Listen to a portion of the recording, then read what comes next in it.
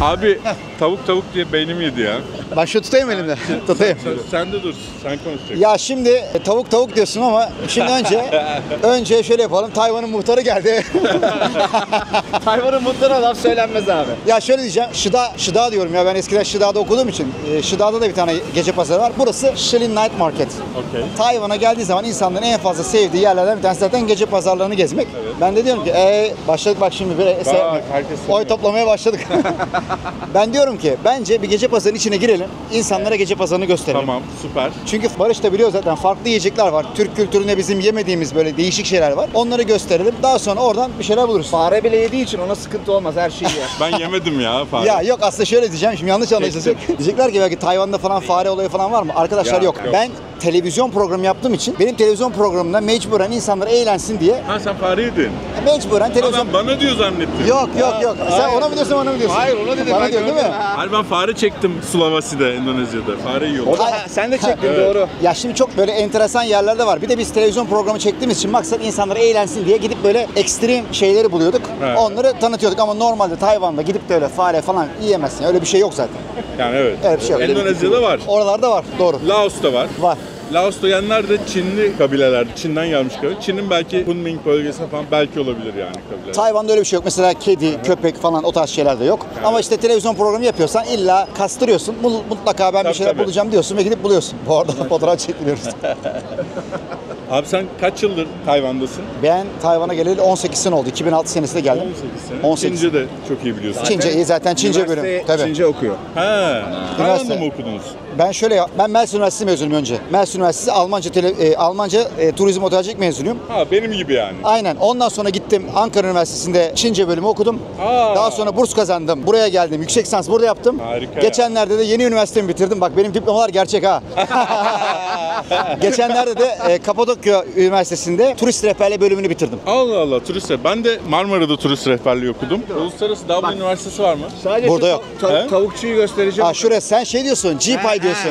Meşhur hani var ya tüm dünyayı yaydı. Ya bu Uluslararası Dublin Üniversitesi almışlar da diplomayı. Öyle bir sahte. Zaten. Şeyde Newport mu? Bir şey daha var. ya var işte ismi Dublin. Koç. Mesela Çorum'da yani bürosu. Ya sahte iş yaptığın zaman ne oluyor biliyor musun? Şöyle üzülerek söylüyorum. Ne üniversite arkadaşını gösterebiliyorsun, ne fotoğraflarını gösterebiliyorsun, ne üniversiteden ne bileyim hatıra paylaşabiliyorsun. Ben şimdi açıyorum 18 yaşımla 21 yaş arası ilk okuduğum üniversiteyi. Arkadaşlarım belli. Onlarla Tabii kağıt canım. oynamışız. Ya benim bile var yani. Anlatabiliyor muyum? Ben terkim. Benim bir sürü var. Ha yani bir şeyle hatıramız var, fotoğraflar var, gezdiğimiz yerler, sokaklar bunları anlatıyorsun ve anlattığın zaman da keyifli hatırlıyorsun. Şimdi bir de sahte mahte olaylar çıkınca abi sonunda çıkıyor ya. Bir tane eski milletvekiline soruyorlar. İşte diplomanız sahte diyorlar. Bunu işte ispatlamak için üniversite yıllarından fotoğrafınız var mı diyorlar. Adam şey demiş. Öyle bir durum oluşmadı demiş hiç üniversitede. Benim babam rahmetli 1981 senesinde Ben doğduğumda. yani sen doğduğun zaman almış tamam mı? İşte fotoğrafçı bir yerlerden 1980'li yıllardan fotoğraflarımız bile var. Babam benim rahmetli 39 doğumluydu. Adamın 1960'lı yıllardan fotoğrafı var. Babam hukuk fakültesine girmiş o zamanlar. İstanbul Hukuk Fakültesine babamın kayıtları falan var. 1-2 sene okuyor daha sonra bırakıyor iş dünyasına atılıyor falan filan. Yani bu işler öyle hani yoktu. Öyle bir durum oluşmadı Yok da bayağı enteresan bir bahane yani. Ondan sonra abi burada kalıyorsun. Sonra burada kaldım. Televizyon programları falan yapmaya başladım. Sahne gösterileri. Derken ödül kazandım. Tayvan'ın en büyük televizyon ödülünü Sen bayağı kazandım. ünlü olmuşsun Tabii burada abi, ya. Oldum ya. Burada oldum. Daha sonra hatta sen biliyor musun? Şeyi bak hep anlatıyorum onu. Tom Cruise muhabbetlerine Will Smith geldi benim programa. Onlar falan. Before you leave I really want but not this time on the newspaper or everything just here. Yeah. I shave it for you.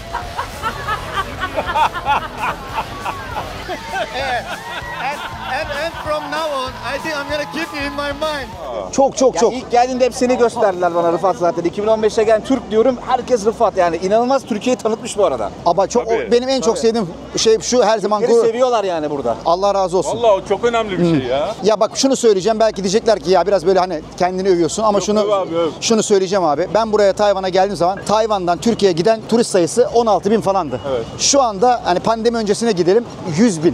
Uçak arttı ya. 2 uçağa çıktı. Günde bir uçak, günde 2 uçak Evet. çıktı. Ya işte Türk Hava Yolları uçuyor buraya, direkt uçuyor falan filan. Yani güzel şeyler oluyor. Bu da tabii tek benimle değil. Türk Hava Yolları'nın çalışması, işte Barış gibi arkadaşlarımızın olması. Buraya gelip de katma değer yaratan herkes Türkiye için çalışıyor. Bu zaten öyledir. Hani bir ülkeye geldiğin zaman o ülke için katma değer yaratacaksın. Tabii. Ya mesela ben Tayvan vatandaşıyım aynı zamanda. Burası bak dünyada 2 tane bayrağı sallarım. Bak başka bayrak sallamam. Bir tanesi Türk bayrağı, bir tanesi Tayvan işte Çin Cumhuriyeti bayrağı. O da eşin çocuk. O da eşim çocukların falan yani. Benim de 2 kızım var onun da. Burada Tayvan'la evlenince bir kız oluyor galiba. Benim de 2 kızım var. Evet ya. Ama ben kız istiyordum zaten abi. Enteresan bir şey. Ben kız istiyordum zaten. Mutluyum yani. Küçük bir kızı var, çok tatlı. Maşallah. Seninki de şey diyorlar ya burada. Hunşuer diyorlar abi. Hunşuer yani Tayvanlı ile mesela Asyalı ile Batılı evlendiği zaman ona Hunşuer diyorlar. Yani mixed blood. Melez çocuklar. Evet. Değil mi? Seninkiler de melez. Melez. Abi güzel, çok tatlı oluyorlar. Bir de Türkçeleri falan da iyi benimkilerin. Türkçe de çok iyi konuşuyorlar. Ben çocukları görüyorum. Ama senin geziyorsun. ona hayranım. Mesela benim çocuk Türkiye'de olduğu halde daha fazla Türkçesi Rıfat'ın çocukları kadar iyi değil. Benimkilerin iyi ya. Ve Türkiye'de okula gidiyor o kadar iyi değil hala. Benimkiler Türkiye'de hiç okul okumadılar. Biliyorum yani Rıfat iyi yani. burada o işi bayağı iyi becermiş yani. Bu arada gece pazarına da geldik. Evet. Shilin Night Market Tayvan'da ünlüdür zaten. Marmaris Çarşısı'nın yemekli olanını düşün. Ya buraya geldin mi gece pazarını gezeceksin, yemek yiyeceksin, alışveriş yapacaksın, farklı ürünleri alabilirsin, tişörtler alabilirsin. Benim çok hoşuma gitti tişörtçüler ya. Böyle çok orijinal tişörtçüler var. Ya bak bir tane al, bir tane bedava, 390 NT. 600 lira. Aynen. 550 lira. 2 tanesi 550 lira abi. İyi yani, Evet. gayet iyi. Benim kaldığım bölgede böyle çok var. Alacağım bayağı. O Kadıköy gibi olan bölgede kalıyor. Adını unuttum şimdi. Bu Art Otel var. Ha. Şey market, night market şunun olduğu yer. Yani şey çok popüler bir yer ya. Sen şeyde mi? Neydi? Hangi oranın adı neydi? Şimen araya. Ha, Ximen biraz daha... Linkşia Night Market. Tamam. Kadıköy bölgesi Tamam. gibi buranın. Ya şimdi her gece pazarının kendi böyle bir atmosferi var, kendi kültürü var. Orası tamamıyla yemek odaklı değil mi? Oralar hep Evet, o yemek yemek, odaklı. okul yemek. Burası daha çok böyle kıyafet, bir kısmı yemek odaklı. Şimdi yemek odaklı yere gittiğimiz zaman kalabalığı göreceksin. Orası daha çok. Ama bazı gece pazarlarında akşamleyin tamamıyla yani komple böyle yeniden başlıyor, açılıyor. Anlatabiliyor muyum? Hani böyle küçük arabalar falan geliyor ama burası normalde gece pazarından önce de zaten dükkanların falan olduğu yer. Hani zaten burada dükkanlar falan var. Hediyelik eşya. Hediyelik eşya yer. Burası biraz daha turistik bölge. Oraya da gidebilirsin. Fark etmez. Şimdi benim kaldığım yerde bayağı turistik değil mi? Orası Kadıköy işte. Orası gençlerin takıldığı Ha, mekan. her şey. Orada paplar falan var. Evet, evet. Mekanlar var ama dans olayları yok. Dans olayları falan daha böyle kaliteli şeyler. Taipei 101 var ya. Herkesin orada. 101'a gireceksin. Hani bir şey var ya 4-5 kat Frankie's'in olduğu bina. Her katında ayrı bir kulüp vardı. Frankie's bina var. ATT for fun. Oralar falan. Oralar falan bayağı. Oralar daha güzel yani. Klaplar, mılaplar falan. Fatih yüzüğü çıkar da gidelim.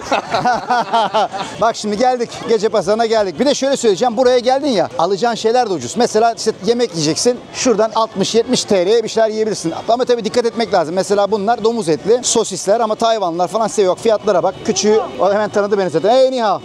Ni hao. İşte 30 Tayvan doları, 40 Tayvan doları. Şurada farklı bir şey var. Biz yemiyoruz yani. Kültürümüzde yok. Domuz kanı. Aa! Bak. Puding. Bak. Black pudding. Evet. Kan pudingi. Cu şeye Black gav. pudding zaten. Bak. Ama şey bir göstersin mi bir gör. Gösterim. 老板可以看一下吗？因为我朋友很好奇啊。看很多下也可以。 Ha şey. Yani bu İngiltere'de yuvarlak olarak satıyorlar ya. Ha, bakayım birazcık daha. Sana gösteriyor. Aa. 我们的文化里面没有哎，我说你们可以，你们的宗教可以吃这个吗？我们祭祀比较少，我们不会吃。O da merak etti. Dedi ki Türkler dedik işte domuz kanı falan yiyorlar mı dedim bizim kültürümüzde pek Ben yok. yiyorum. Arkadaş seviyormuş. Ben yiyorum. 你们的那个，他会吃，他没问题。你们的伊斯兰教没有那么严格啦。 Bak aslında farklı bir şey söyledi. Türkiye'de dedi inanç hani şeyler gibi değil. Araplar kadar hani daha böyle sert değiliz. Yiyen de olur, yemeyen de olur. Mesela arkadaşımız yiyor. Biz saygıyla karşılıyoruz. Hiç sıkıntı yok. Yiyebilirsin yani. O seni kendi. dışlandım şu an. Yok Fatih, abi. Sen de yiyorsun. Ben Abi ben yersin. yerim de kan olunca biraz. Şey Laban. Kan yapıyor abi. He? Kan yapar. Ya seversen yersin ya. Norveç'te de Kuzey Kutup ben bunu- dairesinde kam şeyi çorbası yapıyorlar. geyik Ben bunu kesinlikle. bilmeden bana İspanya'da iş için gittiğimde İngiliz arkadaşlar bilmeden Blood pudding. abi yuvarlak pilavlı bir şey ne bileyim onun ben Anlamazsın. kan olduğunu. Yedim. Bu ne dedim? Dediler ki blood pudding. Yani onun dışında önüme gelirse yemem ama gidip hayatta para verip almam. Yok öyle. Oynayalım mı? Ha. Bunlar oynuyoruz ya bunlar. Bunlar zaten Tayvan'da işte her zaman olan şeyler ama bence silahı değil de daha böyle zorunu oynayalım. Dur bende şurada var ya. Bence daha zorunu oynayalım. Oklusu biraz daha zor. Bozuk var Böyle elle falan yapacaksın. 北标。 Laban. 你们要几位玩？ Yes, everybody. 我们大家都一起玩。好，3个一起。 Bu daha zor. Şimdi silahla kolay pat pat pat. 飞镖的游戏规则打子 Yoshi diyor. Yoshi Quiz. Oyunun kuralları. Üstten aşağıya herkesin bir tane sırası var. Buradan başladın oraya bitireceksin. Yani öyle her yere atmak yok. Mesela şöyle yapalım. Barış'ınki şu olsun. Pembeli olan. Pembeli yap. Seninki morlu, benimki kırmızı olsun. O zaman Barış'tan başlayalım. 好，碰到这个 Yapıştır. 的话哦，差一点， Devam aşağıya aşağıya. 有用， tamam. 对。 Güzel. Helal olsun. Abi Survivor'a gitsem iş yapar mıyım? Barış sen kaç yıldır buradasın? İşte abi 2015'ten beri gelip gidiyorum. 2015'ten beri gelip gidiyor. 10 sene olmuş. Ben sana mesaj attım ya. Senin orada oturuyorum diye. Ama dönmüşümdür değil mi? Döndüm. Döndün. Döndüm. Konuştuk. Dönerim yani mesajları arkadaşlar yani. Sende ne var? Defol git. 但是可以一起累积。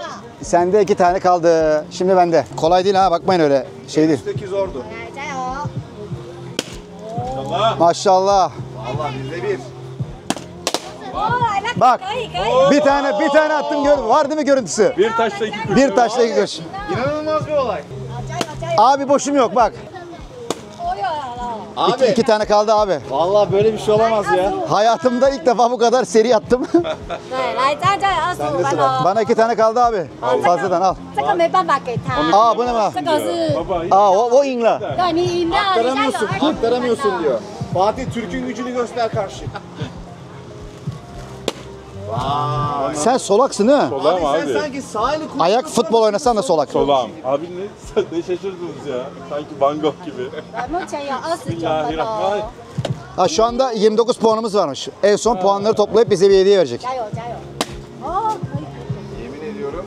Benim konsantrasyon bozdu. Yoksa ben atamazdım. 我有。 Bir daha. 好，来，再加油。 Bravo! 33 Alkış,分。 alkış. Şimdi 33 puanımız var arkadaşlar. 那你们现在的话33分的话，我们可以选正上面的这一排都可以哦。 33 puan şey yapalım mı sana bir tane? Hani sen çok gezi yapıyorsun. Hoca taçan çuğu kıyıp 可以啊，可以用啊。 sana bir tane şey verelim ya bu boyunluk. Tamam. O üç gözlüler güzel. 那你要哪一个图案的？这个蓝绿色的那边还有这个绿色的哦绿色的哈。因为他常常出国，他是一个网红。哦，OK。哇，那我们刚刚还有，我们刚刚还有3分哦，3分还有小奖品哦。 Hay有什么？ 啊，不是有2个女儿？ Bana diyor ki senin diyor 2 tane çocuğun var diyor. 2 tane verelim diyor. Bir tane normalde hakkımız bir taneydi. Şimdi de evde 2 tane çocuk var. Beklerler. Şeşe. Yok gerek yok abi ya. Abi ben de senin çocuğa falan Yok verecektim. abi çantana koy şu an. Neyse hadi 2 tane almış olduk. Arkadaşlar biliyorsunuz yıllardır seyahat ediyorum ve tüm gelirlerimizi Darüşşafaka'da depremden zarar görmüş öğrencilere burs olarak veriyoruz. Bu yolculuğumda bana Just English Dil Okulları inanılmaz yardımcı oldu ve hala oluyorlar. O sebeple Just English Dil Okulları'nın Amerika'daki ve Türkiye'deki dil okullarını tercih etmenizi tavsiye edeceğim ve size küçük bir karşılaştırma yapacağım. Dil nasıl öğrenebilirsiniz? Dünyayı gezmek dışında ticarette, iş hayatında İngilizce artık çok önemli. Her şeyden önemli. Peki İngilizceyi nasıl öğrenebilirsiniz? İlk olarak üniversitelerin hazırlık bölümünde öğrenebilirsiniz. Şöyle dönüyorum. Arkadaki manzarayı da görün. 600 bin lirayla 2 milyon lira arası öderseniz üniversitelerin hazırlık bölümlerinde İngilizceyi size öğretebilirler. Bunun dışında Just English'te ya da herhangi bir dil kursuna giderseniz 80 bin ila 200 bin lira arasında dil eğitimi alabilirsiniz ya da çocuklarınızı aldırabilirsiniz. Ve üçüncü şıkta şöyle yapay zeka ile öğrenebilirsiniz. Evet bu da size neredeyse 0 liraya patlar. Tabii ki Just English yapay zeka devrimini görmezden gelmiyor. Aynı zamanda yapay zeka destekli eğitim ile en iyi öğrenme yöntemini sunuyor. Şu anda şöyle başlayacağız. Şirin gece pazarının yemek olayı başladı. Evet abi. Burada sağlı Tek solu bir şeyden nefret yemek var. ediyorum burada. Stinky tofu. O çok kötü ya. Abi ben onu yerim. ilk kokuyu duydum. Dedim herhalde burada kanalizasyon Ben yerim patlamış. onu. Böyle herkes bana gülüyor. Deneyelim mi? Bak onu yemem. Burada değil, ileride. Göstereceğim ben sana. Onu yemem ama onun dışında her şeyi yerim abi. Ben yerim ya. Onu yemem. Valla şu anda şöyle diyeceğim. Buraya geldiğin zaman yemek sorunu yaşayanlar oluyor. İşte tabii stinky tofu ile falan başlamayacaksın. Tabii. O biraz daha sonra. Abi diğer her şeyi yerim ama. Ama ben Çin'den geldim biliyorsunuz. Aa, Çin'den gelsen. Ya zaten Çin mutfağıyla Tayvan mutfağı birbirine çok benziyor. Tabii. Özellikle bu işte lokantalarda yediğin bu uzak doğu yemekleri. Ama onun dışında gece pazarı kültüründe bazen Tayvanlıların üretmiş olduğu, normalde olmayan bunların yaptığı yiyecekler de var. Mesela bak buraya geldin, şundan mutlaka tadacaksın bu tarz şeyler. Bubble tea. Bak bubble tea. Cun Cunay çağı görüyor musun? Bunlar Tayvan'a özgü içecekler ve fiyatları falan da işte 50-60 NT. Yazıyorsun 50-60. Ha, o kadar. Bir de Tayvan Türkiye'nin 3 katı daha zengin kişi başı milli Tabii. gelirde. Bir de şöyle Tayvan Türkiye'den 22 kat küçük. Evet. 2,5-3 kat zengin. Ha kokuyor işte. Stick tofu. Geldi. Oo geldi dur. Nerede o? Şurada. yiyelim. Dur bir yerden kokusu geliyor ya. Su geliyor abi. Aldım. Şurada. Bak şurada buldum abi. Bak şu. Oo. Bak bu. Kötü kokan tofu. Kötü Aa. tofu. Çok kötü kokuyor ama ya. Bayılacağım. Alayım mı sana bir? Alalım mı? Dur alayım sana. Dur bekle dur alıyorum bekle.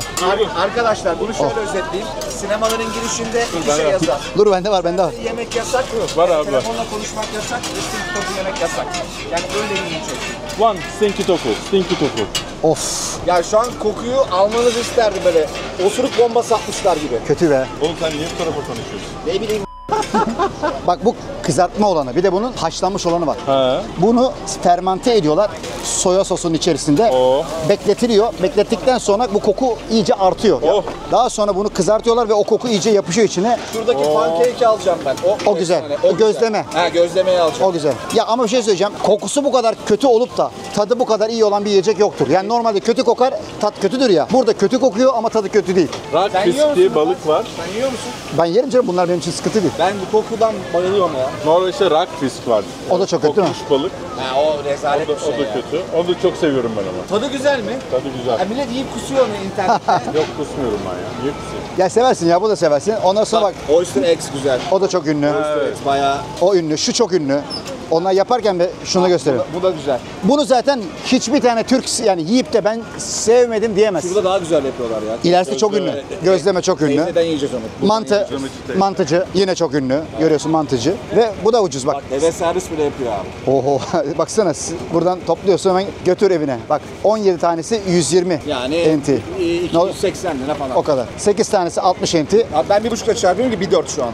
Değil mi? Evet. Biz buraya ilk Tayvan'a geldiğimizde Türk lirası ile Onu söyledim. 14 falan da 15'ti. 2015'te evlendiğimde bir Türk lirası 11 Tayvan dolarıydı. Bugün bir Tayvan doları 1,4 Türk lirası. Evet ve ilginç bir şey var şunu söyleyeceğim. Mesela Tayvan'a geldik 18 sene önce almış olduğun lüks bir araba mesela diyelim ki Tayvan parası 3 milyon NT ise o araba şu anda hala 3 milyon NT. Ah. Ve 18 sene önce benzin parası kaç paraysa şu anda da hala aynı. Geçen seneyle bu sene, geçen sene Hep aynı. geldiğimde spor salonuna bu 999 dolar veriyordum ayda. Bu sene geldiğimde 999 lira. Evet hep aynı veriyorsun. Bayağı yaramış spor salonu. Ben yapıyorum abi. Ben yapıyorum abi. Tayvan'da spor yapıyorsun. Sen bu arada yaş kaç? O 42. 42. 83'lüyüm. 83'lüsün. Ben 80'liyim. Ben 81. En küçük benim diye eziyorlar. Geldi. Üzerine de turşu koyarlar. Turşu da yiyeceksin. Sosu falan da var. O şimdi paket yapsın onu. Çünkü bunların oturma yeri falan biraz zor. İstersen arka tarafta da oturabiliriz yemek istiyorsan. O elde de yiyebiliriz. Tamam. Yeriz, fark etmez. 谢谢老板，我朋友是一个网红啊，他来台湾，他的人生第一个，臭豆腐。Ben de dedim arkadaş YouTuber hani içerik üretiyor ve dedim hayatında yiyeceği ilk kokan tofu. Kokarcalı. Kokarcılı. Teyzeden gözleme alalım. Senin dediğin gözlemeci evet ya. Şu teyze. O çok ünlü ama. o teyze. Bak 18 sene önce geldiğimde de o teyze buradaydı. Yani çok şey. Bu teyzeden alacağım. Ninja teyze. 120. hep burada. Hiç değişmez. Fiyat da değişmedi ha. 18 sene önce 30'sa şimdi de 30. Yumurtalısı mı 40 bunun? Bak yumurta ciğerden diyor. Yumurta eklersen 40 enti. Tamam ben Hey yumurtalı laban ha. yiyeceğim. İstiyor musun Fatih? Deneyelim. Dur ben 100 var bende. Ya şöyle yapın. Bir tane alın. Bir şey yapacağım. Siz bir tane alın. İkiye bölün. Çünkü ben sizi bir tane güzel lokantaya götüreceğim. Tamam. Orada yemek söyleyeceğim ben size. Tamam bir tane alıp ikiye söyle. Aynen ikiye söyle. Bak şöyle. Bak bende. bu kızartma olanı az önce gördüğün şeydeydi. Tava üzerinde pişiriliyordu. Zaten şeyden bayıldım. Kokudan her geldi. Bak hemen hazırlandı ha. Aa teyzem. Yumurtalı mı bu? Şey bak yumurtalı. Görüyor musun? Isır abi. Isır. Üzerinde de biraz böyle hafif soslamış görüyor musun? Tatlımsı acımsı bir sos var. Isır baba. Bunu seversin. Bayağı güzel. Götür. Güzel. Bu bayağı iyi. Bu çok iyi ya. Çok güzel. Bu çok iyi, çok iyi. Evet.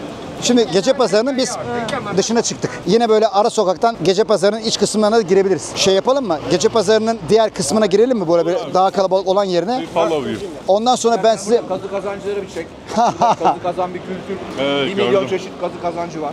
çok. Sonra ben sizi tuvalet lokantasına götüreceğim. Ha, tamam. Konsept tuvalet ya ama ilk önce dedim ki biraz böyle gece pazarını tanıyalım. İnsanlarla bir muhabbet olur. Kokulu. Kokulu falan, farklı yiyecekler. Tam bir felekten bir gece çalıyoruz. Zaten bak şu anda saatimiz 7'ye geliyor. 18 yani akşam 18 gibi buralar böyle açık. Başlar böyle işte ışıklar falan. Akşam 12'ye kadar. Yani gece yarısı 12'ye kadar burası full. Birazdan böyle 7-8 gibi içerisi daha da dolacak. Lensçiler var, efendime söyleyeyim dövmeciler var, aralarda lokantalar var. Aklına gelecek her türlü şeyi bulabilirsin. Telefoncular var. Telefonda mesela işte kılıf takacaksın. Buradan kılıf alabilirsin. Ekranını değiştirebilirsin. Bir sürü şey var. Arkadaşım Barış'ın dediği kazı kazancılar, Tayvanlılar sever. Ayak masajı içinde kazı kazan. Ha, masaj. Ayak masajı yaptırırken kazı kazan oynayabiliyorsun. Bakın ben bu şey masajı yaptırdım. Şey çektirdim. Kupa mı? Kupa mı? Bak Oo gördüm. Nasıl, iyi geldi mi? iyi geldi ya. Tam Somaristan olmuş ya. He? Bak ayak masajı kazı kazan alıyorsun, ayak masajı yaparken kazıyorsun. Ve 24 saat açık ha. 24 saat açık kazı kazancı. Dur alalım. Yani 200 tane alalım işte. Tamam o zaman 100 alalım. Ama aynen. Söyleyelim de. Niye ha? 200 kuaydı. Yüzlükler oradaymış. Hayır o esin diyor ama. Oğlum bak kazanırsam buradayım ha gitmiyorum. Ben daha önce burada reklam çekmiştim. He. 100块的2个，我们还有卫生纸， Peçete alabilir miyim ya? hemen veriyor. Şeşe. Murat abi burada reklam çekmiş önceden. Evet ben burada bir reklam çekmiştim. Bu arada 2000 liraya, 3000 liraya falan da var kazı kazan. Tabii. 100 2个，要选吗？不用啊，你帮我们选就好了。 OK， Ben dedim sen bizim yerimize seç. Seçti şunu verdi. Bir tane de 好，金中奖。 Ha. ha burası profesyonel öyle Abi. kendi paranı çıkarmaya gerek yok. Barış bunu. Veririm şef sen Böyle yap. mi yapıyoruz abi? Evet yapıyorsun ondan sonra bakacağız. Ben şöyle yapayım o zaman sana göstereyim. Birazdan anlarız. Allah. 3 tane mi çıkacak Türkiye'de? Burada diyor ki 3 tane bakacağım Aynısı şimdi. çıkarsa? Aynısı çıkarsa bakalım şu anlayacağız. Kurbağa murbağa diyor bir şeyler çıkarsa anlayacağız. Ya şurada 3000 çıktı. Hadi Anlarız. be bir 100.000 dolar bir şeyler çık ya. En fazla 600.000 Tayvan doları. Ha. En fazla çünkü 100 NT verdin. Ya işte 2000'lik 3000'likler var. 老板你可以帮个下吗？看一下，这个前面写3000块。这个的话是要青蛙比较多，frog 的 OK 数量大于Aa, 鸭子。 eğer diyor ki kurbağa ördekten fazlaysa kazanırsın diyor. Şimdi burada 3000 çıktı. Yani ne oluyor? İşte 100 dolar diyelim. 100 dolar kazanman için kurbağa sayısının ördekten fazla olması lazım. Ama bizim kurbağa 2 tane, ördek 5 tane olmadı. Yazıklar olsun. Bir tane daha var şurada. Bir de buna bakalım. Evet çok güzel. Ne çıktı? 3'ün biri hiçbir şey yok. Tamam. Diyor ki size bana 这个要有一个 star 的话，可以达到500块。 eğer diyor burada yıldız çıksaydı diyor 500 NT alacaktın diyor. Abi Barış'ın şanssızlığı ya. Olmadı. Ha şey ne yola. Okumadım bile ya. Barış'ın şanssızlığı. Bakalım bunda neymiş olay? 这个是什么呢？你要一个6嘛？ Vallahi 60.000 dolar kazandım. 要一个6嘛？这边一个6。 对，这边要有6。 Burada 6 çıkması lazım. 6'yı bul, parayı al. 6. Çünkü Çin kültüründe 6 şans sayısı. Bak sende 6 yok. Nasıl yok işte 6. 6. No, no. I can't. Tayo. Nimeyo. Şimdi de buradan yapalım. Şurada da hı. şu şeklin çıkması lazım. Okey hadi inşallah. Hadi be. Çıksın be Fatih'im. Seni buradan kazançlı gönderelim be. Oo harikasın 0. Hiçbir şey çıkmadı. Neyse. 没有， Şey ala. 谢谢。 Ha. Yazıklar olsun. Ben de okumadım. Yok. Şey la bak. Bay bay. Bye bye. Şimdi buradan biz bu tapınağın olduğu kısma doğru gidelim. Tamam abi. Biraz daha yemekleri anlatalım. Ben orada yengeç bacağı falan. Var. Oralar çok ünlü. Oralar güzeldir.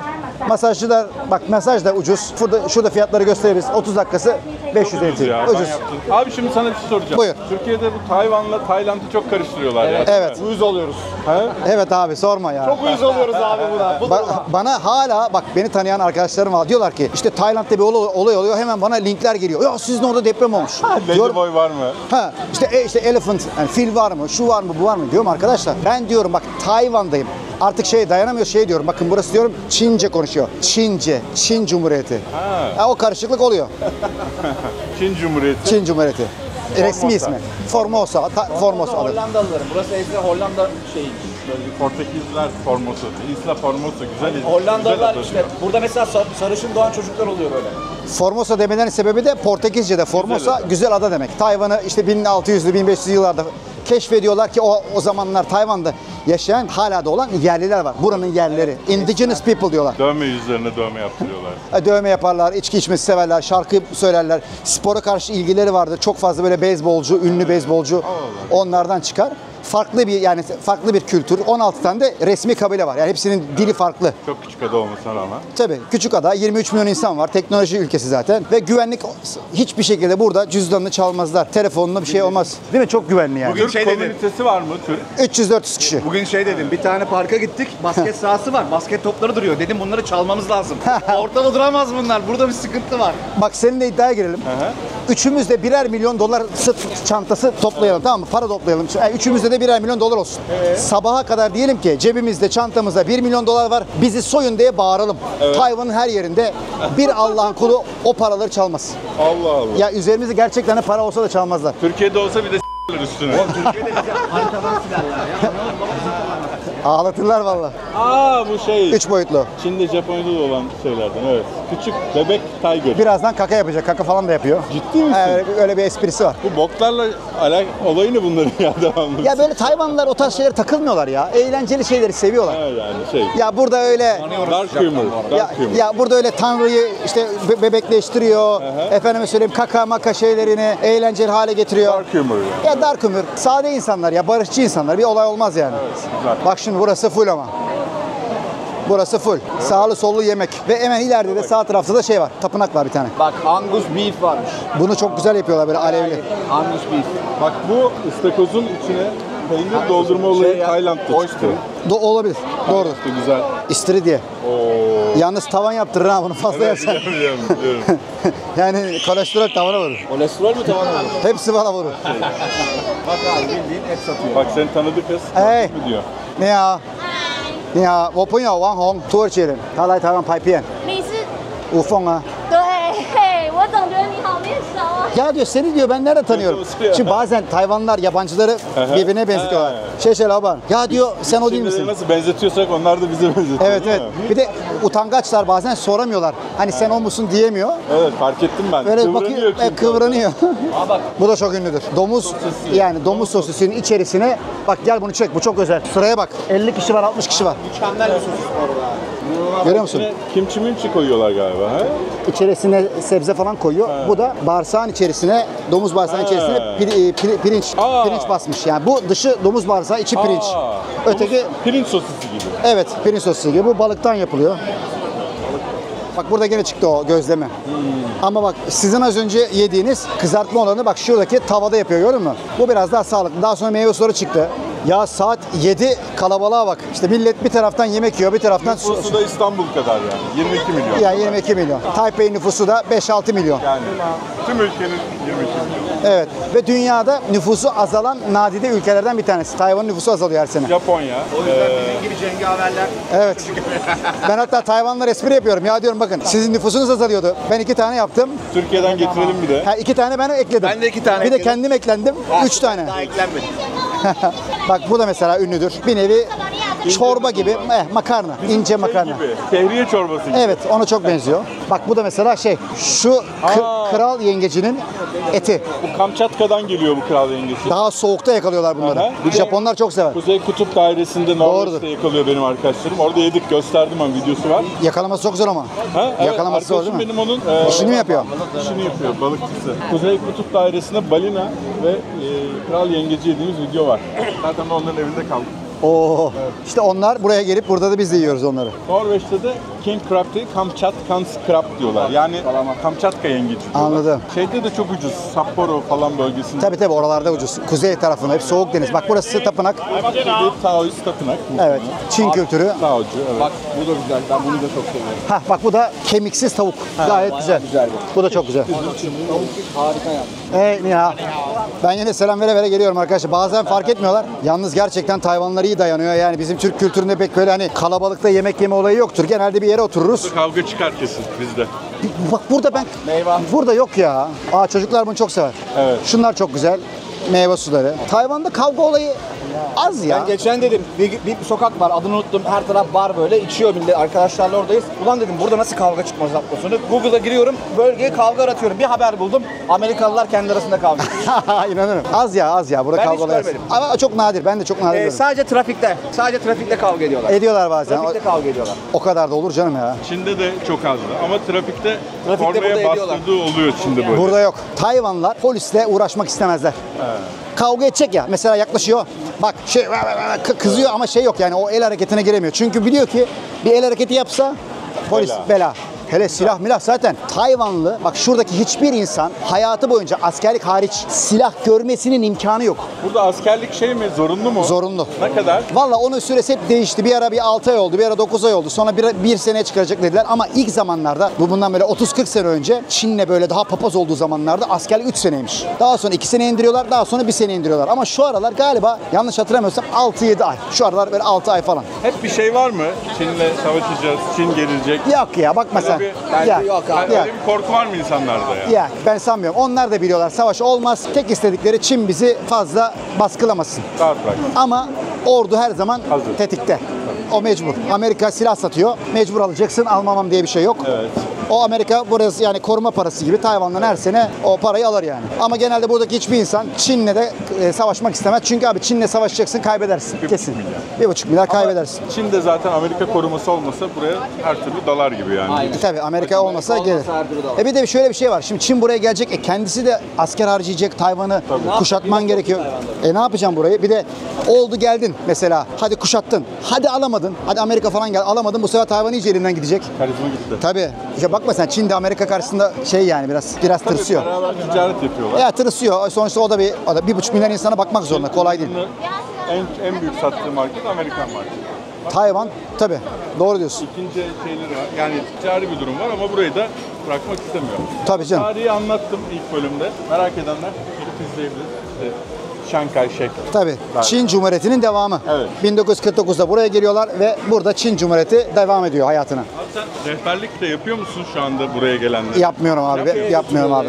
Ben Tayvan'dan Türkiye'ye götürüyorum. İsterseniz şuradan girelim de şuradan aradan çıkalım. Pupu restoran. Pupu. Evet. Kaka evet. Buradan giriyoruz. Bak modern tuvalet yazıyor. Şuradan içeri dalıyoruz. direkt girince zaten olay anlayacaksın. Bak her yer görüyorsun böyle kakalar makalar. Kakalar. Ey. Sevimli kakalar. Ha tuvalet şeyine oturuyorsun. Aynen her şey konsept tuvalet. Arkadaşlar burada sıçıyorlar. Bakın bok yiyorlar. Konsept burası. Klozetlerin üzerine oturuyorsun. Bunları istersen satın alabiliyorsun. Fotoğraf çekeceksen burada da böyle Ha. bu yazılarla fotoğraf Abi bir çekiyorsun. sıçsana bakalım nasıl? Bir sıçayım değil mi? Ve yemekler de şeyde geliyor. Ha? Böyle tuvalet kabı gibi şeyler. Aa geliyor. ne Birazdan kadar göreceğim. iştah açıcı. Böyle şeyler satılıyor. Aa. Dondurma yiyeceğiz. Dondurma kesin yiyeceğiz. Ay o sıyırmalı mı?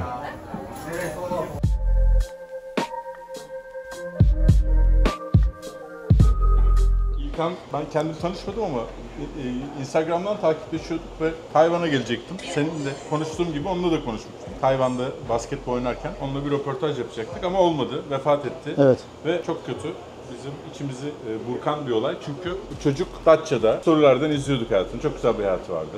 Basketbol oynuyor. Dalış yapıyor yapıyor vesaire. İşte pırıl pırıl NBA draftlarında seçilmiş. İnanılmaz iyi bir sporcu. Şanssızlıklar olmuş. NBA'de oynayamamış vesaire ama Tayvan'da Türkiye'yi temsil etmiş. Sarhoş bir adamın teki gelip öldürüyor. Abi sen daha hakimsin. Anlatır mısın? Şöyle anlatayım. Ben İlkan'ı Tayvan'da tanıdım. Tayvan'a geliyordu. Bana mesaj attı. Dedi böyle böyle ben Tayvan'a geliyorum. Ondan sonra görüşelim falan. Tamam dedim. İlkan da seviyor. Hani videolar çekiyor. Böyle hayatını paylaşıyor. Orada biz İlkan'la tanıştık ki zaten ben Tekirdağlıyım. İlkan da Tekirdağlı rahmetli. Daha sonra İlkan'la Tayvan'da tanıştık. Beraber videolar çektik. Gezdik, tozduk, anlattık. Maçına gittim. Burada Türkiye'yi çok iyi temsil etti. O zaman Türkiye'de deprem olmuştu. Onun takımı Türkiye'ye, Maraş'a yardım etti. Hatta basketbol potasına böyle Türkiye bayrağı falan yapıştırmışlardı. Yani destek olmak için. Sonra İlkan'ın burada sözleşmesi bitince ben çok istedim İlkan Tayvan'da kalsın. O da çok sevdi Tayvan'ı. Dedi ki ya ben artık hani yaşta sonuçta bir 34-35'lere geliyor. Kariyerinin sonlarına doğru daha rahat bir yerde basketbol oynamak istiyordu. Bu da ortamı da çok sevdi burada. İnsanlar onu yıldız gibi görmeye başladılar. Fanları falan oluşmaya başladı. Bir de burada deniz falan da var. İlkan seviyor. Dalış yapıyor, balık tutuyor falan. Ama bir türlü o olmadı. Yani işte arıyorduk burada yeni böyle bir sözleşme olur mu derken daha sonra İlkan Türkiye'de Datça tarafına taşındı. Datça'ya gideceğim falan diyordu ve Datça'ya taşındığı günün ilk günü gecesi arkadaşları benzinlikte duruyorlar. Ondan sonra işte onlar benzin alırken İlkan da diyor ki ben yeni geldim Datça'ya. Orada da bir tane heykel varmış. Yolun ağzında bir heykel. Diyor ki yolun ortasına geçeyim. Orada diyor bir heykelin orada bir fotoğraf çekileyim. Yani sonuçta Datça'dayız ya paylaşırım. Heykelin oraya geçiyor. Derken abi adamın bir tanesi sen acayip içmiş. Yani adam içmiş. O zaten Datçalı bir adam. İçmiş abi. Hızlı geliyor ki görüntüleri falan da var internette bulabilirler. İlk önce bu ortadaki refüje çarpıyor. Derken böyle bir yanlıyor. Yanladıktan sonra İlkan'ın bulunmuş olduğu bölgeye çarparak İlkan'ı uçuruyor arka tarafa. tarafa. İlkan biraz böyle şey gibi o heykelin arasında falan kalıyor. Arka tarafa savuruyor İlkan'ı. Daha sonra tabii bu olaylar oldu. İlkan'ı kaybettik. Vefat etti. Adam kaçıyor. Kaçtıktan sonra saklanıyor. Saklandıktan sonra işte arıyorlar. En sonunda bir şekilde bulduk İlkan'ı. Ben biliyorsun Instagram üzerinden dedim ki yapmasınlar etmesinler bu adamı yakalasınlar. Çok uğraştım abi. Video 40 milyona kadar gitti. Dedim ki bu adam birinin kanını dökmüş. Resmen cinayet işlemiş ama gel gelelim Türkiye'de cinayet işledikten sonra yani bu tarz bir olaya karıştıktan sonra bile alacağın ceza 2 ay 3 ay. Biraz da 2 ay 3 ay içeride yattı. Sonra ben biraz devreye girdim. Yoksa alkollü olmasa hiç yatmaz. Hem sızlı geliyor, hem alkollü, hem çarpıyor, hem kaçıyor, öldürüyor. Her şeyi yapıyor, gizleniyor ve yaralanmış falan filan bir şeyler olmuş. Neyse abi ben biraz işte böyle hani anlatmaya çalıştım olayı. Bir daha onu gözaltına aldılar. Dedik belki hani bir şey olur, bir milat olur Türkiye için. Hani İlkan'ı bu olaydan sonra bu kişiye iyi bir ceza çıkarsa çünkü Türkiye'de çok fazla bu şekilde hayatını kaybeden insan var. Ve bana o kadar mesaj geldi ki babama çarptılar, teyzeme çarptılar, Almanya'dan geldik çarptılar. Yani bir sürü insan bu şekilde hayatını kaybetmiş. Hala hapisteler. Evet. Düşün. Amerikan yargısı hapise attı, biz atmadık. Türkiye'de bak bir şey söyleyeyim mi sana? Türkiye'de kalsa hiç şey olmaz. Türkiye'de kalsaydı Tabii hiçbir şey olmazdı. İlkan'ın işte şunu söyleyeyim. İlkan'ı çarpan adam şu anda dışarıda. Bu çocuk alkollü de yok bu çocukta. Bu çocuk sadece ehliyetsiz. Tamam diyecekti ben yanlış yaptım falan diyecekti. 5 ay çıkardı. Bak İlkan'ın elemanı işte çarpan katili yakalamışlar. Yanlış hatırlamıyorsam 1,5-2 senesi falan bir yatacak. Şu anda galiba gene dışarılarda. Yani 1,5-2 senesi yatacak ondan sonra dışarıda. Tabii. Ve öldürdüğü kişi bir milli takım oyuncusu, sporcu ve herkesin sevdiği bir insan. Resmen Ama cinayet. Basketbol Federasyonu falan hiç ilgilenmiyor. Bu cinayet bu arada. Cinayet. Bu temel cinayet. Kaza değil ki. Yok bu cinayet. Kaldırımda, Alkollü yani. Alkol. alkollü bir. Kaldırımda değil mi o esnada? Tabii İlkan şeyde orta tarafta. Ortada, Orta tarafta. Kaldırımda. Vallahi Türkiye'de ben hep söylüyorum, paylaşımlarda da söyledim. Ölmeyeceksiniz. Çünkü öldüğün anda arkandan kimse seni savunmaz. Bunu kimse yanlış anlamasın. Yani bu ya üzülüyoruz. Ben her zaman söylüyorum üzülüyoruz ve İlkan'ımızı bu şekilde kaybettik. Üzücü ve daha da üzücü olan bana İlkan'ı yani o gün hastaneye kaldıran kişiler ulaştı. Biz dediler ki işte hastaneye biz kaldırdık. Çünkü hemşireler, doktor gibi hani vardır ya böyle ilk yardım uzmanları. Yani dediler ki İlkan biz müdahale ettiğimiz anda anladık dedi onun sporcu olduğunu. Çünkü üstünü soyuyorsun. İlkan kaslar falan güçlü dedi. Yani ölmemek için dedi çok dedi uğraştı dedi. Yani normal bir insan bu kadar hızlı gelen bir araç çarptığı anda orada dedi ölürdü dedi. İlkan dedi. İlkan hastaneye kadar belki işte bir 15 dakika kadar bir dayanmış. 15 dakika kadar falan daha dayanmış ama dedi yani bizim gibi adam zaten. Bizim dedi gördüğümüz dedi görüntü olarak dedi kurtulamayacağını zaten biliyorduk dedi. Görüntüleri falan da var dedi paylaşmıyoruz ama dedi görüntü olarak dedi gerçekten iyi durumda değildi dedi. Yani çok kötü bir şekilde orada bir hasar almış. Ama sporcu olduğu için demişler de çok kuvvetli ve ilk kanımızı kaybettik. Daha sonra işte Türkiye'deydim ben o zaman gittim cenazesini Kapaklı, Tekirdağ'a. Yani çok istedim İlkan'ın burada kalmasını. Hani bir tane MFÖ'nün şarkısı var ya olduramadım diyor ya. Evet. Uğraştım. Burada dedim hani uğraştım. Birilerine mesaj attım menajerlere. Dedim bakın bu çocuk çok iyi, çok sevdi Tayvan'ı. Ama işte olduramadık. Ve böyle İlkan'ımızı kaybettik. Vallahi İlkan'ımızı kaybettik. Abi bu çiş yani. Bildiğin çiş. Sarı. Nasıl? Tuvalette. Bir amonyak tadı var abi. Gerçekten abi. Bak bunu daha önce görmüştüm ama şunu hiç söylememiştim. İlk defa görüyorum. Tam çiş işte abi. Tam çiş yani. Konsept iyi ama. Konsept güzel. İstersen bunları buradan satın da alabiliyorsun. Yani mesela buraya geldin, sevdin şu konsepti. Buradan giderken şu mesela bu bardağı satın alabilirsin istiyorsan. Aşağıda tabii şey var. Oh. Kullanılmamış var. Onu satın alabilirsin. Buranın adı neydi? Modern tuvalet. Evet yemek geldi. Bak burada. Şurada köri sosu var. İsteyen üzerine köri koyabilir. Onu bile böyle sevimli hale getiriyorlar ya. Evet. Uzak Doğu böyle hep sevimli. Yani kaka sevimsiz bir şey ama onu sevimli hale getirmişler. Böyle. Her yer baksana her yer ya. Her yer bok. Her yer duvarlara kadar.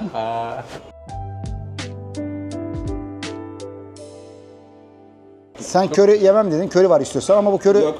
Biraz daha Japon körisi yani şey körisi değil. Ne derler ona? Hintlilerin körileri daha böyle yakıyor.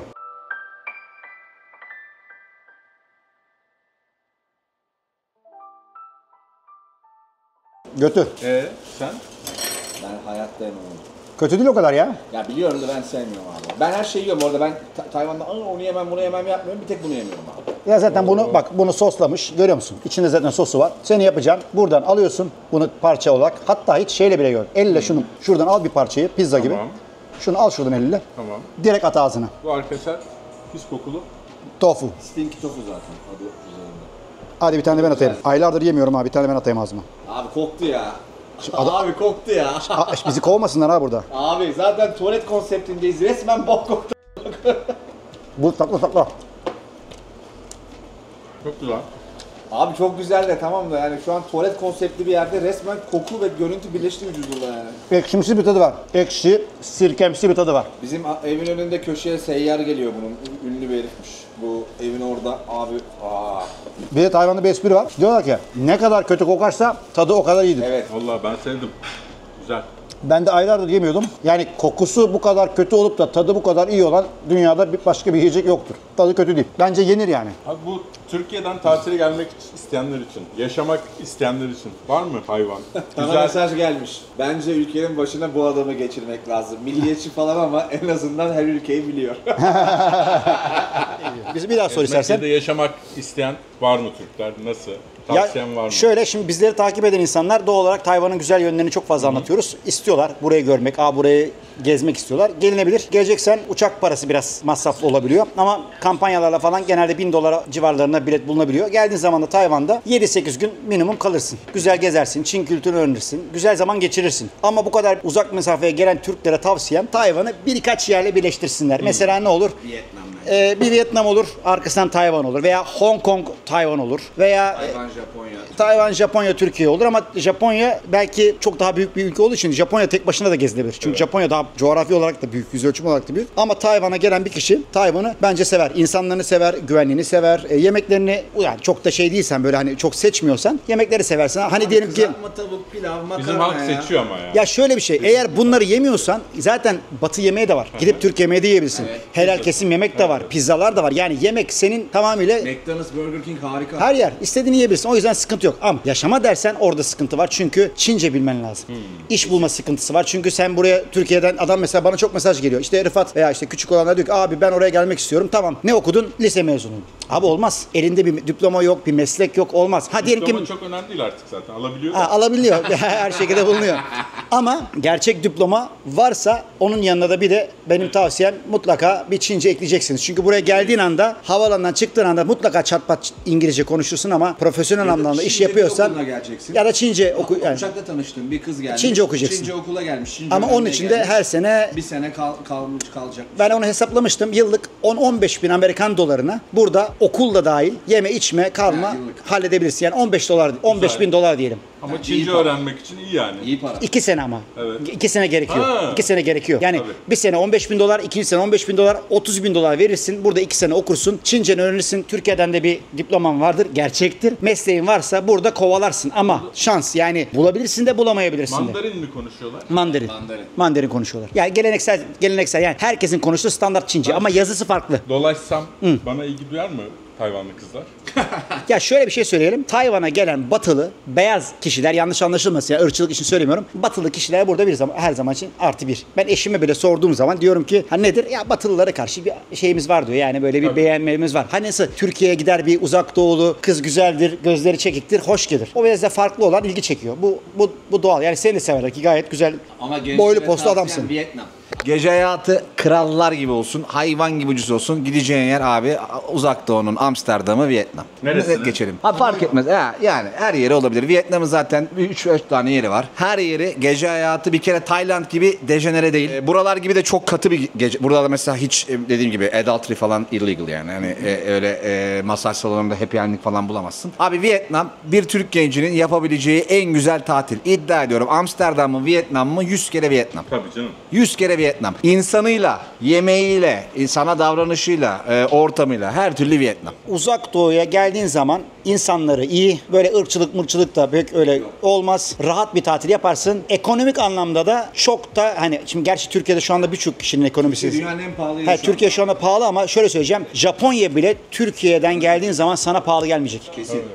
Şu anda Japonya çok ucuz zaten ya. Evet. Genel. Dün 2500 Tayvan doları yani yaklaşık olarak 3300 liraya sınırsız Wagyu yedim ya hot pot'ta. Sınırsız Wagyu yani Wagyu'nun kilosu işte Kobe Wagyu A5. Türkiye'de kilosu 25-30 binden satılıyor. Avrupa'da da $1000'dan satılır bilmem ne. Burada Japonya'da bunlar yani ulaşmak çok zor şeyler değil özellikle. Bir tek uçak bileti abi. Yani uçak biletinde gençler artık genç oluyor aktarma yapacaklar. Aktarma yapmazlarsa $1000-1500'dan aşağı uçak bileti bulamazlar. Bir de konaklamada Airbnb'leri tavsiye ediyoruz. Aynen ama gidelim mesela aktarma yaptı. Singapur aktarma yaptı veya Tayland aktarma yaptı. O zaman fiyat yarıya iniyor tabii ki. Ben çok merkezi bir yerde kalıyorum. $50 güzel bir otelde kaldım ama cumartesi tanesi $100'lara çıktı. Evet, yani. öyle. Tayvan'ın da işte Yani. bunu her zaman söylüyorlar. Mesela Tayvan'a oldu. geldiğin zaman bir Tayland fiyatı beklemeyeceksin. Yok, öyle bir lüks de yok zaten. Yani öyle bir şey yok. Yani Tayvan'a geldiğin zaman eğer B&B bile tutsan ortalama B&B hafta içleri dediğin gibi 50-60 Amerikan dolarlarına tutarsın. Hafta sonu ise aynı yer 100 Amerikan dolarına çıkar. Ama 150 yani vardır param vardır 150-200 dolara gayet güzel temiz otellerde kalabilirsin. Bir de şöyle söyleyeceğim az önce gece hayatından bahsettik. Tayvan'da gece hayatı mesela geceleyin bir şeye dışarı çıktın. 3 erkek dışarı çıktık değil mi? Damsız almama durumu yok. Herkesi alıyorlar. Herkesi her yaştan insan 18 yaşından yüksek herkesi içeri alıyorlar. Kavga olmaz. Kaliteli eğlence var. İnsanlar iyi davranır. Yol sor. Adam sana yolu söylemez. Seni alır oraya götürür. O kadar da iyi. Gece hayat, o merkezde tabii o 101'in etrafı bayağı güzel gece hayatı. Ben tavsiye ederim yani Tayvan'a gelsinler, geçsinler. Ben burada da çok sevdim yani. İzmir gibi geldi bana böyle. Hoş değil mi? Hani Çin'den sonra burası böyle çok salaş, rahat. Biraz böyle İzmir, Kadıköy havası geldi yani şeyden sonra. Daha böyle. çok yerleri var tabii çok daha. Tabii ben daha yani yeni geldim. Zaten dinleniyorum yani öyle çok kendimi zorlamadım ama hoşuma gitti. Yani o insanların rahatlığı, güler yüzlülüğü hoşuma gitti. Doğası da güzel. Dağlara çıkarsın, Evet. oraları İşte tutarsın. Fuariyene falan git dedim. Fuariyene- Doğusu Temple'lar. çok güzelmiş. Doğusu çok güzel. Evet, Doğu doğusu çok güzel. çok güzelmiş. Sahilleri var. Temple var ya o tepede dev Buda heykeli falan. Var. Kaohsiung tarafına gidersin. Bir de şey çok basit burada. Ulaşım çok kolay. Tayvan'ın başkenti Taipei'den biniyorsun hızlı trene. En güneydeki şehir Kaohsiung'a yaklaşık 400 kilometre falan mesafeyi 90 dakikada alıyorsun hızlı trenle. Çok basit.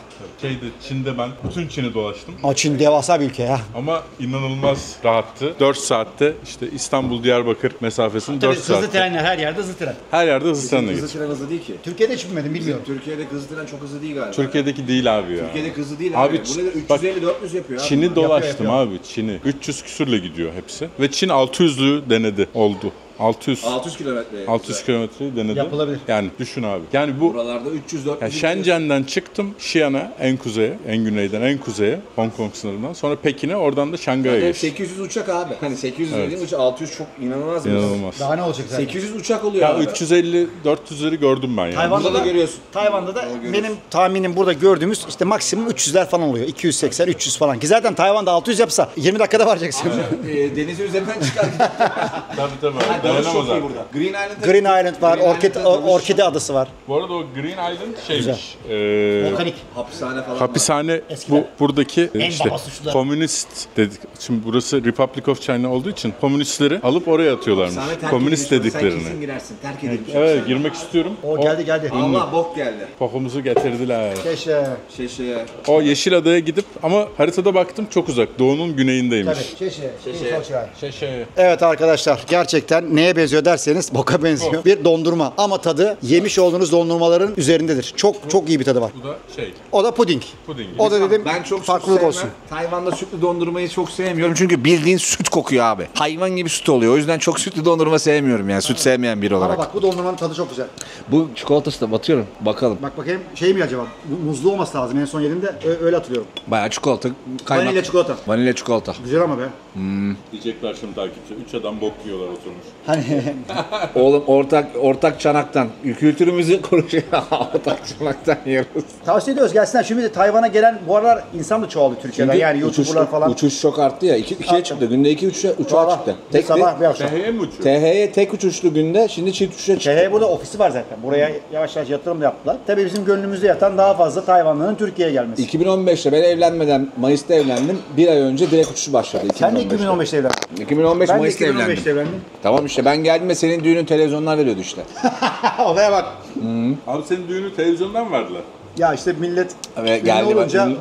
basın geldi, ünlüler geldi. Tabii canım, televizyondan Haber verdiler. oldu. Vay be. Vay be. Ben o gün şey dedim, galiba dedim ben ünlüymüşüm. Yani Tayvan'daki bütün gazeteciler gelmiş, yaklaşık 40 gazeteci Abi falan. ne diyorum ilk geldim. Ben dedim ünlüyüm abi o gün. O gün dedim yani. İlk geldim Türk'üm diyorum. Herkes rıfat, yani evden falan rıfatı gösteriyorlar. O zaman televizyonda bir şeyler sunuyordu bu. Bak sana bir hikaye anlatayım, bu gerçek. Bir adam işte Türkiye'den geliyor. İşte beni tanıdığını söylüyor. Benim Çince ismim Ufong. Şimdi Rıfat falan deyince insanlar beni tanımıyor burada. Ya işte diyor Rıfat var diyor, ünlü diyor Türk. Neyse fotoğrafımı gösteriyor. Bir lokantada bir yerde. Aa diyor Ufong'u tanırız falan. Adamdan para almıyorlar yemek. Bana mesaj atıyor Instagram'dan. Dedi ki abi dedi ben Tayvan'a geldim. Yemek yedim. Para almadılar dedi. Seni dedi tanıdığımı söyleyince dedi. Bunu kaydet bak. Bak, Bunun yemin ediyorum. Çince ismi neydi Çince ismi? Ufong. Ufong. Benim Çince ismim ne biliyor musun? Bütün aile utanıyor bundan. Ben evlenince burada Çince isim seçmek istedim. Evet. Ben seçmek zorundayım zaten. Yani. Song Fong doğru. Hayır abi. Li Xiaolong seçtim abi. Bruce Lee'nin adını seçtim ya. Abi bak havaalanında olsun her yerde bile çok geçiyor. Hayvan gibi gülüyorlar. Mesela şöyle düşün. Bir Çinlinin Tayvan'dan Türkiye'ye gelip isim aldığını, Battal Gazi diye bir isim aldığını, Cüneyt Arkın diye bir isim aldığını düşün, tamam mı? Benim isim Li Sha. Mesela beni havalanı karşıladılar şimdi. Hanım da esprisine Çince adımı yazmış. Li Shalong diye. Karşı adam bana soruyor. Gerçekten adı bu mu falan diyor. Çince ismi diye Çince ismi. bölüm var değil mi? Evet. Li Shalong abi, bildiğin Bruce Lee. Ya şöyle, sen şimdi eğer Çinliysen batıya gittiğin zaman İngiliz, Amerikan ismi alacaksın. Mesela Lee Shaolong dedi, Bruce Lee. Ben mesela kimle takılsam, yani kızlarla gezdim. Hepsinin ismi Nancy. Tabii Bilmem burada ne. İtalyanca Hepsi Çin'de. İtalyanca ve İngilizce isim seçiyorlar. Türkçe öğrenen Tayvanlılar da Türkçe isim seçiyorlar. Mesela dün ben Dışişleri Bakanlığı'ndan, Tayvan Dışişleri Bakanlığı'ndan bir çocukla beraber işte buraya gelen milletvekillerini gezdik Türkiye'den. Çocuğun ismi Hasan. Yani çocuk, çünkü çocuk Türkçe konuşuyor. Ha, o da okey. Türkçe isim almış. Şeyde konsolda Deniz var. Evet, Deniz Hanım var. benim Konsolosda eski Deniz sınıf Hanım var. arkadaşlarından. Çok seviyorum. Çok yardımcı bir kadın hatta. Burada konsolda Deniz Hanım Tayvanlı bu arada. Yani biz buraya geldik mi? Çince isim alıyoruz. Onlar Şimdi evlilik kaydında alman gerekiyor. Şimdi ben dedim ki hanıma, Türkiye'de sen benim soyadımı al, burada ben senin soyadını alayım. Şimdi benim Türkçe soyadımı burada nasıl yazacaklar abi? Evet. O yüzden ben burada hanımın soyadı Lee. Şimdi soyadı Lee olunca abi aklıma ne geldi? Direkt Bruce Lee geldi. Mesela burada temple'lara bağış yapılıyor işte, isim yazdırıyorlar falan. Ve yani benim adım falan olay oluyor yani. Bir resmi kuruma falan gittiğimizde millet arkadaşlarını çağırıyor. Bak adını gördün mü ya diye. bir de komik. Evet abi. Şimdi Bruce Lee diyorsun. Bir bakıyor adam böyle sakallı, uzun saçlı bir işte batılı geliyor. Şimdi bir Tayvanlıya göre batılıyı böyle görüyorsun. Adamın adı işte Lee Shaolong. Bruce Lee. Adam güler yani. Abi Lee adını buldum mu yapıştırdım abi. Ben çocuk erkek olsaydı Bruce koyacaktım. O zaman olurdu Bruce Lee. Ben çocuk erkek olsaydı Bruce'u koyacaktım kesinlikle. Abi Lee soyadını buldum mu yapıştırırım Bruce ya. Hayatta bir daha ne zaman Lee soyadını bulacağım abi? Lee'leyen J deseydin. O da Jet Li. Ama evet, o da Jet Li var. Ama Jet Li'nin adı biraz daha garip. Bir de şeyi sevmiyorlar burada. Çekiceni sevmiyorlar. O Çin taraflı, Çin destekli Hong Konglu. Hiç sevmezler Şöyle onu. bir şey var. Jackie Chan bir de eşi Tayvanlı. Ama Hong Konglu fakat reddediyor. Kendini Çinli olarak lanse ediyor. O yüzden Hong Konglular ve Tayvanlılar hiç sevmiyor Jackie Chan'i. Jackie Chan'i sevmezler. Bir de Jackie Chan'in şeyi falan da sıkıntılı. Yani böyle ailevi işleri falan filan. Kızını terk etti Yani öyle bir olayları var. Kızını Metres falan. olayları falan var. Yani Jackie Chan'in biraz yani sıkıntısı var. Abi Jackie Chan aşağılık bir herif diyebilir miyiz? Abi karakter olarak belki dersin, o ayrı bir şey. Ama Jackie Chan adam mıdır? ama seveni de çok abi. Dünyanın en ünlü Çinlisi. Amerika'da evini görmüştüm. Çok güzel. Ama çok zengin abi. Abi, Dünya- çekmiştim. Abi herif Çin'den çıkan kaç tane sanatçı, oyuncu, yıldız tanıyor, şarkıcı tanıyor işte. Jackie Chan, Jet Li, başka kim var yani? Jackie Chan'in zaten Jet Li bu arada kendini monk oldu, o biliyorsun. Kendini şeye adadı. Ölmedi mi Jet Li kendine dine verdi, Budist falan oldu. Bıraktı o? her şeyi. Ölmedi mi o ya? Ölmedi. Bruce'nin oğlu değil mi o ya? Hayır ya. Brandon Lee. O Brandon Lee. Jet Li bu kısa boylu dövüş yine kung fucu. Ama gerçek kofucu. Gerçek kung fucu, çok zengin bir herif o. Burada da manken gibi değişi vardı. Herif bıraktı. Ne oldu? Abi Sikican Türk oldu. Bir diploma satın aldı abi. Türk vatandaşı oldu. Açmamışmışız. Bu olayın ne olduğunu biliyor musunuz? Bu şeyi biliyorum ya, bu şey Yellow Duck. Yellow Duck filmi oldu. Şunu al ve cebine dursun. Denizemenizi atmıyorlar mıydı bunları Abi dursun ya siz. Dursun abi, dursun ilk. Ha? Dursun. Denizemenizi atmıyorlar mıydı? Ya, Ya bu yok. Yellow Duck çok ünlü oldu. Hatta Hayır bu ya. devasa boyutlu olanları getirip limanlara falan. Bu olay ne biliyor musunuz abi? Bu zamanında bir tane Çin ya da Amerika mı artık neyse oyuncak taşıyan bir gemi batıyor. Milyonlarcası bu ördeklerin, plastik ördeklerin okyanusa ve bazıları Şili'ye karaya vuruyor, bazıları Kaliforniya'da, bazıları Japonya'da karaya vuruyor ve şu anda bunun orijinalleri 10 binlerce dolara kadar satılıyor. Eğer ki bulursan. Ha, gerçeğine o. Gerçeğini. Bunlar da tabii sahteleri bunlar. Eğer sahilde yürürken bulursan inanılmaz yüksek fiyatlara satılıyor ama böyle 10 binlerce, 100 binlercesi bulundu zaten yani şey olarak. Millet işsiz ya. Ama güzel bir şey ya.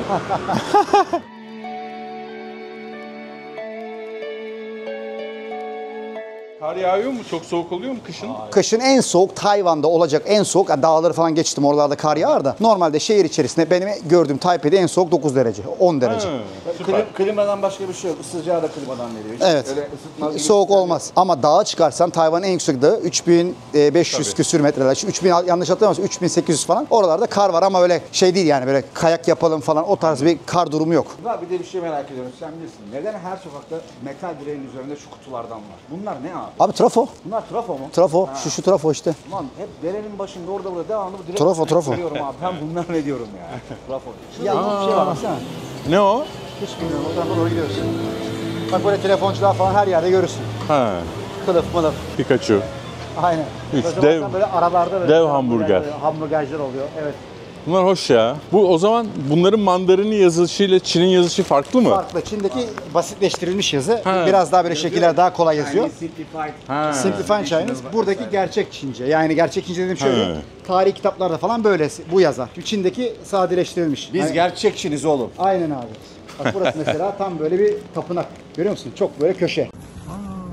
Vallahi pop-up temple. Aynen.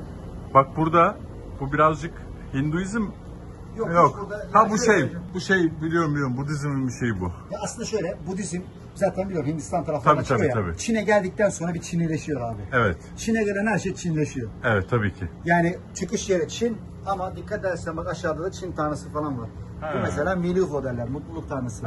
Hani böyle göbeğini okşarsın bunun para getirmesi için, başını okşarsın para getirmesi için. Bunlara o anahtarlıkları almak için mi? Ver bir tane onu eti. Kaya kaya. Bakar mısınız? Lay lay lay. Lay içi. Babanyo.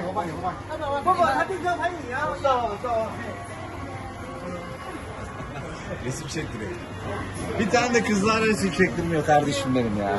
Ver bir onu eti de şunu şansımızı deneyelim. Şimdi madem buraya geldin, yine Çin kültürüyle ilgili bir anahtarlık yapalım. Evet. Buraya geliyorsun, şunu atıyorsun. Ondan sonra, şimdi bunların hepsi zaten biraz kurnazlık. Yukarı geldiği zaman bırakıyor. O yüzden mümkün olduğu kadar yakından almaya çalışacaksın. Yani alacak, tutacak diye düşünme. Gördün mü bıraktı. Gitti mi şimdi o? Gitti, 10 gitti. 10 gitti. 10 gitti, hep böyle. Zaten o kendisi kaç ki onun anahtarlığın? Ya ama bunu çok falan atıyor. Millet bunu ne yapıyor? Santim oynatıyor yani. Hayır benim anlamadım şu zaten ondan daha ucuz bir şey olması lazım ya. Ondan ucuz değildir ya. He? Yani ondan ucuz değildir. De alması çok zor ya. Şansını deneyeceksin işte. 15 lira değil mi 10? Aa aldı vallahi. Gene bıraktı. Hayır zaten kazanacağın şey daha ucuz ki. Bayağı kazık. Ama hastalık yapıyor. Aa, her yerde var bir de. Sen dene şimdi. Gene yakın. Oradan devam et. Yani bir yere kanıttırdın ya. Oraya hiç gitme. O zaten bırakacak orayı. 6 saniyen kaldı. Çok yok. Yaklaş. Al abi sen al. Ben. Bas. Hadi aldır be. Allah! Olmadı. Abi işte böyle. Ama para vereceğim. Hastalık abi hastalık. Boş ver. Barış'ın ünlü tavukçusuna geldik. Michelin yıldızı herifler ya. Dünyada satıyorlar ama. Abi ben bunu yedim başka yerde biliyor musun? Çok acayip. Bu en ünlüsü ama. En ünlü yapan herifler bunlar. Böyle Ne kadar abi bu mesela? Kocaman. 75 mi 70 mi ne? Yani 100 lira. 100 lira. Evet. Yarım kilo tavuk var mıdır ya? En az 300 gram vardır abi. Ha? 老板，鸡排多少钱呢？bir tanesi 100 yani 130 TL. Ay 100 olmuş. Arkadaşlar ben bunu yedim. İsterseniz baharatlı da yapıyor. Müthiş. Yapıyor. Ve bu akşam 12'ye kadar pişirecek, hiç durmayacak. Evet. Bu sırada bitmeyecek yani. Sırada inanılmaz böyle arkalara doğru uzanıyor. Tanıdılar bak şeyi. Abi sana herkes Tanıyorlar abi. Abi ama ya bir tane kız gelsin. Merhaba Rıfat arkadaşlarım. Abi evlendikten sonra aileler de atmıyor. Abi çok teşekkürler. Ben teşekkür çok ederim. memnun Çok oldum. sevindim. Şimdi nasıl gidecek o metroyla? Barış'cığım sen de Seni metroya bırakacağım. ben Uber'le giderim Beraber ya. gideceğiz yani. Sıkıntı yok. Buradan giderim. Uber'le mi? He. Ben Ben buradan taksi çevireceğim. Arkadaşlar görüşürüz.